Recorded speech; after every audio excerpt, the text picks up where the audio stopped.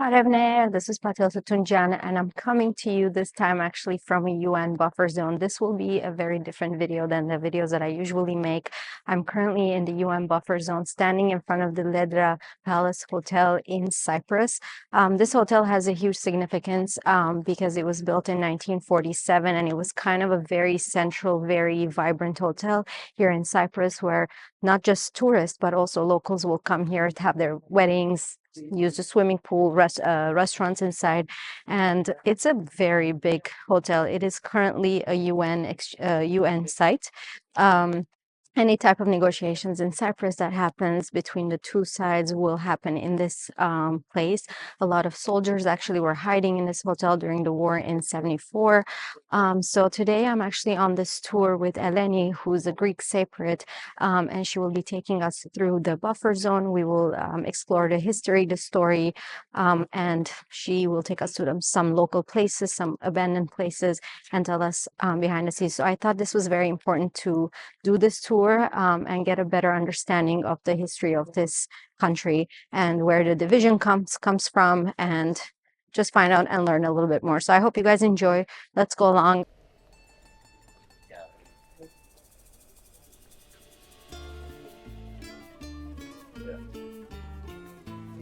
You can see that structurally the hotel is still standing. However, there's so many bullet marks on it and traces.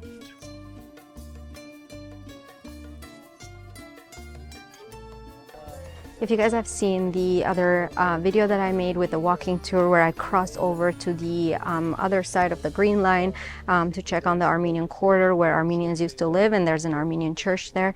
I just want to point out that crossing the checkpoint, then it was very different than with our tour guide Eleni now. We didn't have to show IDs or passports because I think she has like an agreement with the checkpoint police, and they actually said she's the best. What I want to show you here right behind me, or now in front of me, is an abandoned house that also belonged to a Greek Cypriot. Because it is currently in the buffer zone, they cannot reclaim their home and they've been displaced. You can even notice the sandbags that are in the windows, because there was a lot of fire, heavy fire here in the buffer zone during the war in '74.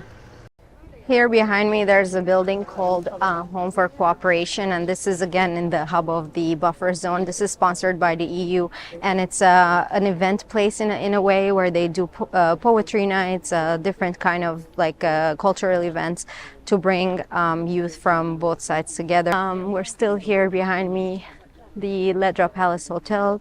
It is pretty big actually. And nothing was allowed, the UN is not allowed to change anything within the hotel, so everything is kind of as it was during the war. And something interesting that our guide mentioned to us is that apparently if you go on TripAdvisor, I'm going to actually check, apparently you will still see people writing reviews for the hotel, like the bed wasn't comfortable and so on. So maybe it's getting mixed up with another hotel, but anyway, it's there.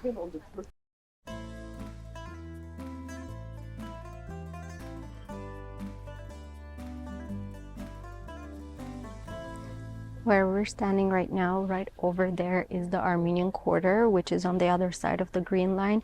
That's where we went with the other walking tour, where we walked through the Armenian quarter and as well as the Armenian church that is still there. And what I'm learning from our guide today is that there were also two Armenian schools attached to the church. Unfortunately, when we went to the walking tour, the church was closed, so we couldn't go in, but we tried to get as close as possible to see it from up close. So we just passed through next to this tent that is a UN tent. A very small number of people. And we just found out the story that apparently in this tent there is a refugee, a Kurdish refugee that lives there because he was coming to Cyprus and somehow he ended up in a buffer zone, and when the UN caught him, they tried to take him to the north side and the authorities said no, tried to take him to the south side, the authorities says no. So now he's been living here for 6 months. He does not speak English, he's learning English. He gets his Wi-Fi from the Home of Cooperation that I showed you guys earlier, and he takes his shower in the Leader Hotel Palace, Palace Hotel, and no decision has been made yet. His morale is very down, and yeah, he's just been living here for 6 months now. So now we left the buffer zone. We're walking very close to the Venetian walls and the Green Line. But a fun fact on a much lighter note, I want to show you this. The home that we see right over there that says Stelios. That is actually the home of the owner of EasyJet, the airline. Apparently he's Cypriot. I did not know that. And apparently he's a very big philanthropist. He does a lot of, he funds a lot of initiatives that are led by youth. So we're now standing in front of the Roman Catholic Church. And over there you see the barbed wires and fences. I'm going to catch up with the group, but on the way I want to tell you a quick story. So the significance of this church is that it actually is split in half due to the Green Line. A little bit background on the Green Line. So when Cyprus gained independence from British in the 60s, there was a lot of ethnic tensions in Cyprus, and there was one commander who was still in charge, in command from the British side. That's when they drew the first line, the Green Line, and then later on in the 70s, in 74, when Turkey invaded Cyprus, that's when UN came in and drew the second line. So a lot of the divisions don't really make sense, and that's why that church specifically is kind of split. The reason why it's still an operating church is because the Vatican embassy is in that premise, so that's why it got an exception from the UN, and it's still an operating and open church. And right behind that church is the Armenian church that is now on the north side, which we went to from in the other video, in the walking tour. And now I'm actually standing in Paphos Gate, and these doors that you see here are the original gates, original doors from the gate. So this gate is one of the gates that brought you into the city through the Venetian wall, from the Venetian wall. So this way we're walking back into the old city where we were, where the church was. And a lot of Armenians also crossed through this gate to go to the Armenian street and the Armenian quarters and the Armenian church from here. So this is a very significant gate.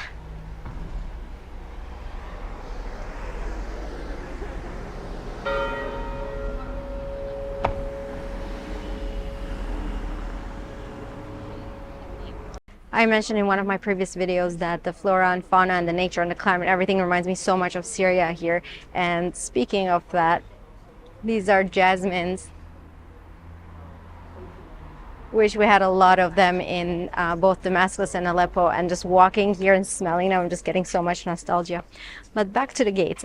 So there were 3 gates on the Venetian wall, the walls to enter the city, and we've visited one of the gates, Famagusta Gate, in the other video, the walking tour video that I've done, and this is the Paphos one. I also mentioned the Paphos one in that video, however we didn't get a chance to quickly film it, so here it is. Hello. People are so nice.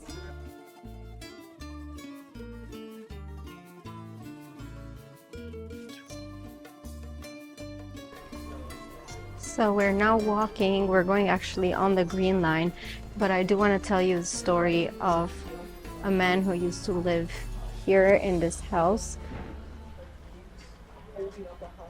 So apparently when people were long-term refugees, they would place them in abandoned houses right next to the Green Line, and they ended up, this man right here, and this man that was placed here, he actually lived on the other side of the Green Line, and he lost his home and his wife during the war. So every morning he would actually be sitting here, however, placing the stool facing this way. And when he was asked, why do you always sit there and facing that way, he said that because if he sees the other side, he can actually see his home from here, right here, and remember all those sad times. So that's why he just did not want to see it, and he always sat facing the other way. This military post that we see right here was actually closed a couple of months ago, so it gives us now the opportunity to actually walk here, whereas before we wouldn't be able to. like prior to 1960. So here, right behind this fence, this is the Green Line. And if you can see that building, this is difficult to film. That building with the wooden beams holding it up, that's where he used to live. So as you can see, very close. And this is a shrine that he dedicated to his wife.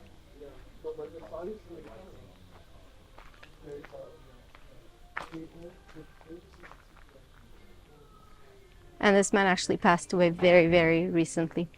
She just finished this. So this lady just finished making this.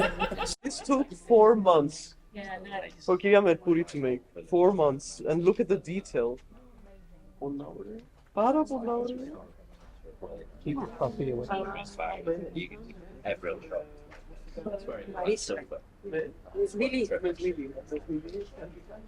She's so cute. It took her 4 months to finish this, and now she really wants us to see it and look at the details. This is amazing. Yeah, look. Can you see the detail? Like I think it's cross stitch. Yeah. Yes. This is awesome. Wow. You're not good at. Cross stitching. I cannot even sew one. Same. Oh. So this is what. Είναι και πώς το βάλεις μέσα. Έτσι. Πώς το βάλω. Have a look. This is so for you, for whoever wants to learn how to make this beautiful. Μαθαίνεις πολλά καλά μάτια. You need good eyesight. Yeah. No, you can't. Εντάξει. Ναι. Έτσι αρχίζει. And 4 months later, this happens. Τώρα πρέπει να κάτσω. Ούτε χωρίς γιαγιά. Φορώ ούτε γιαγιά τώρα. She's not wearing glasses, but she's still doing a great job. Yeah.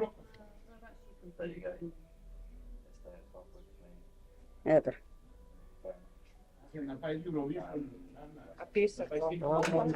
Τι ωραία. Εντάξει, θα έρθουμε για μαθήματα. Whoever wants lessons, you know where to come. Τρισά τα χέρια. So we're now standing in a street where one side of it has a building that's in the buffer zone, so it's an abandoned building. It's controlled by the UN, no one can go in. And the other side, there's actually a residential building by Greek Cypriots. They're living in there, so they're facing every day the abandoned building. And an interesting fact here, I'm just being careful with my camera here because there is a military post right in front of us, so I don't want to film them or get in trouble. So one interesting thing here is, I will show you in a second, is that when they were opening up this area for people to actually be able to come in, because it was recently opened, they had to inspect the structure of the buildings and make sure that it's safe. And what they found is, in one of the basements of the building, Toyota Corolla cars that are not allowed to be moved right now or anything, so it's just there. We will check it out right now. They've been there for 50 years, and there's an original signage of Toyota Corolla, like advertising. Of one of the cars. So this is one car. It's not allowed to be moved or anything. Let me see if I can get my flashlight.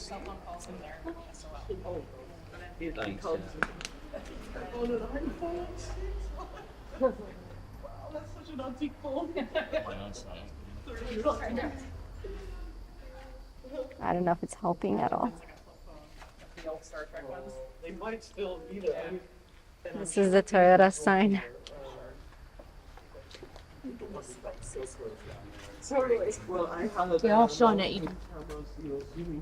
What is it? A phone here? Cars. Oh, the cars. See him? I can't see them. I think I'm looking. There's one there. Oh, I see it. See him now? Yeah. So there's more car here at the bottom. Oh my God. And what's the phone that they were saying? I think probably people drop stuff where they've been trying to look. Oh. They're stuck down there. Oh. So yeah, under us right now, there's also more cars. So we're now standing right in front of the buffer zone right here. You can see some old signage of, I believe that's a pharmacy. And this side of the building, you can see how the house is abandoned. And on the other side, there's actually people living. So these people were given the choice of either losing their entire home or being able to live in a part of it, and they chose to live in a part of it, and that's why you see a divided home here where they don't have access to the rest of their house.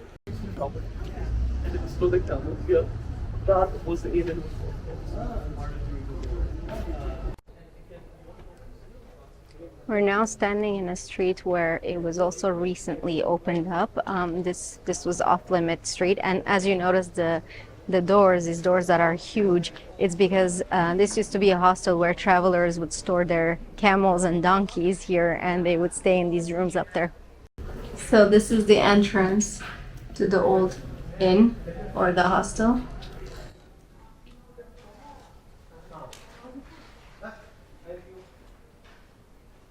So walking out of the street with the hostel, we ended up at the checkpoint at Ledra Street, right behind me over there, which is where I took you guys on a little walk around this neighborhood. This is where I was staying when I was in Nicosia. I'm actually currently staying in Larnaca, but I came here for the tour and I really think it's worth it. I'm going to include the link in the description. I found this tour through Airbnb experiences, but if you Google inside the buffer zone tours, this is the only tour that came up, and that's why I really wanted to do this tour with her. And I think she's the only one, that offers this tour, but you can book it through different platforms. So anyway, I'll include the link to the Airbnb experience, and then you can check it out. We're going to continue the tour now, and I think there's going to be some traditional coffee involved, so I'm definitely excited about that. On this street, there's this wall. I'll take another one. For a free map. I can't believe I missed this when I was staying here. I wish I had it before, but I'm going to keep it to use it next time. It tells you, it's like a fun map. It tells you where to have like a separate like coffee and like different things to Lucky. So I'm definitely going to check it out. There's even questions, multiple choice. I'm curious to look through this. While we're, oh, the wind, it's flying. While we're on the topic of a map, just want to quickly show you. So this is the Green Line. These are the Venetian walls that we've been talking about, mentioning where the gates are. So there are 3 gates in total, 2 of them on the south side of the Green Line. And this is where we're touring. Also something that the guide let me know that I didn't know about is that apparently on this street, there are a lot of textile shops with Armenians actually still owning those shops. Unfortunately, I did not know that, and I couldn't go in and say hi, but she said they're very, very friendly. If you go in to their shop, they will sit you down and have coffee for hours with you, which I'm not surprised about. So anyway, on the note of coffee, I think we are now here where we're going to be having coffee. And whoa, what are those?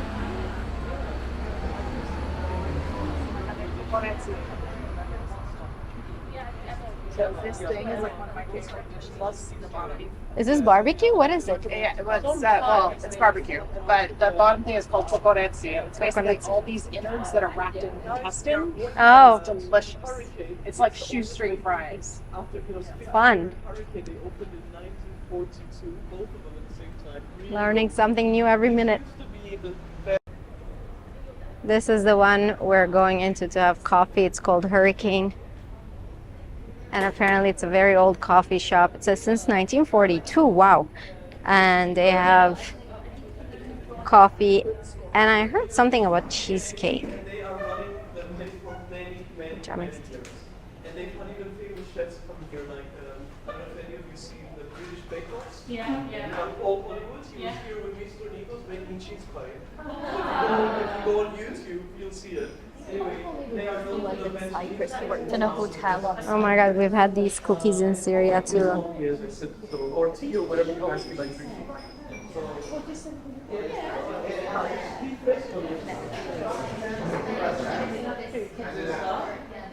Cheese pies are fresh out of the oven, and My brain autocorrected cheese pie to cheesecake. It's not cheesecake, it's cheese pies.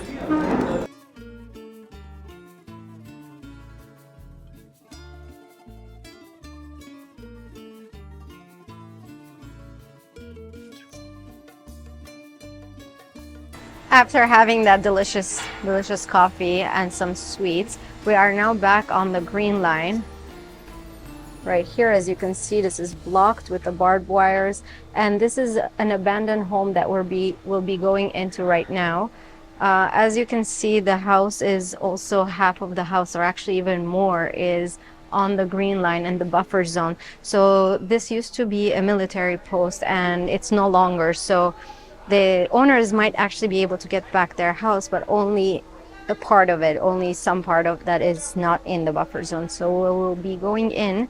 Our guide was telling us that this is a traditional Cypriot house.